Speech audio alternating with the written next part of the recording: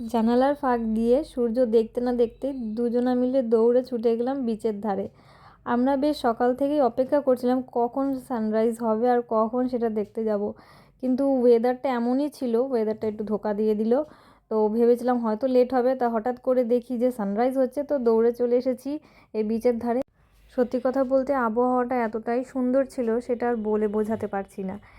তো একদিক থেকে সূর্য উদয় হচ্ছে, আরেক দিক দিয়ে একটু হালকা হালকা ঠান্ডা বাতাস বইছে, আর তার মধ্যে এই খোলা বীচটা যেটা অনেকটাই মানে জায়গা ছিল, আর ভিড়ও খুব কমই ছিল বলতে গেলে, কেন কি এখন বাচ্চাদের এক্সাম থাকায় এবং ওয়েডিং সিজন থাকায় যথেষ্ট খালি খালিই ছিল মন্দারমণিটা। তো আমরা বেশ খানিকক্ষণ ভালোভাবে ঘুরে ডাবের জল খেয়ে চলে এসেছি ব্রেকফাস্ট করতে রুমে।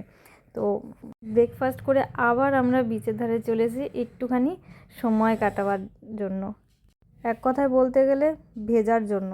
কোমর অবধি ভিজে আনন্দ করে একই কাণ্ড করলাম দেখো, মানে বলতে গেলে বুড়ো বয়সে ভীমরুতি ধরেছে।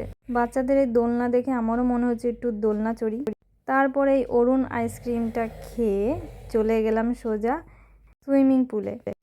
সেখানেও খানিকক্ষণ ভিজে রুমে গিয়ে লাঞ্চ করে একটু রেস্ট নিয়ে আবার সন্ধ্যেবেলায় বেরিয়ে পড়লাম বিচের ধারে।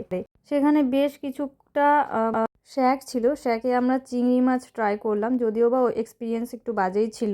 তো সে যাই হোক, রাতে ডিনার করে আমরা ডিনার সেরে আজকের দিনটা এভাবেই স্পেন্ড করলাম।